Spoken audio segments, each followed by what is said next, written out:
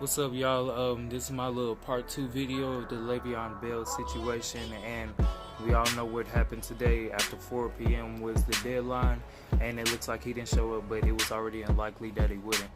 Now, as a Steelers fan, we ain't got a choice but to move on.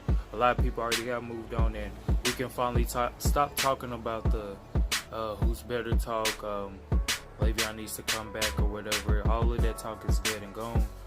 We just have to focus on this season and keep pushing forward. And Connor's been balling out, and that's not taking credit away from LeVeon. And what a lot of people, to me personally, need to understand, you can give somebody credit without diminishing another person. Like, I would see a lot of people saying, Connor's better, his stats prove this and everything like that. And like, I ain't taking nothing away from Connor, but like, stop just degrading Bell by saying he suck or whatever like this. He made a strong decision today to not show up, despite the fact that he was in Pittsburgh. Bold move on his part. I want to also say that by him doing this, going ahead and sitting out the whole season, this will shake up some stuff. This may become a trend in the NFL where players refuse to sign the tag and not just sit out training camp or the preseason, whatever. Just sit out the whole season, make owners think where they can't put that tag on them, and then they'll have to pay them. And I salute Bell for doing what he's doing. And to me, if you don't stand up for something, you'll fall for anything. And all it takes is one person to make a change. So with that being said, I do salute you, Bell, for doing what you're doing.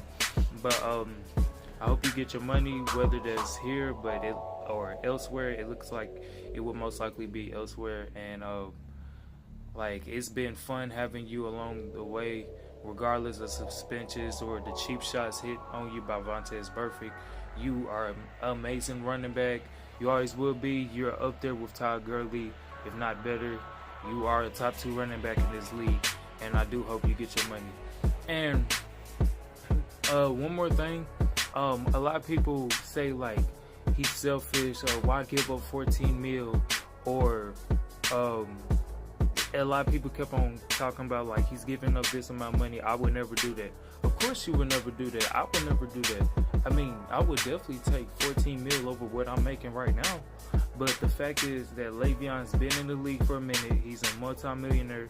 It seems like he manages his money wisely for him to not want to sign the contract and take the money, because evidently it's bigger than that. I mean, we seen what happened with the Earl Thomas situation, that he wanted a long-term deal because of risk of getting injury, and like, they didn't give him that, so he wanted a trade, and then he ended up getting hurt and out for the rest of the season.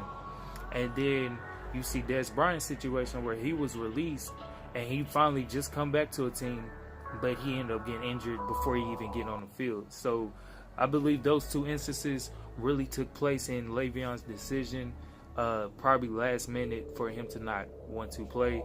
And he will be a free agent next season. And I think my understanding of the franchise tag is that you play, but if you get hurt, they don't have to pay you the rest of that money. But on a long-term contract, they have to pay you. I believe that's how it goes. If it's not, somebody let me know. And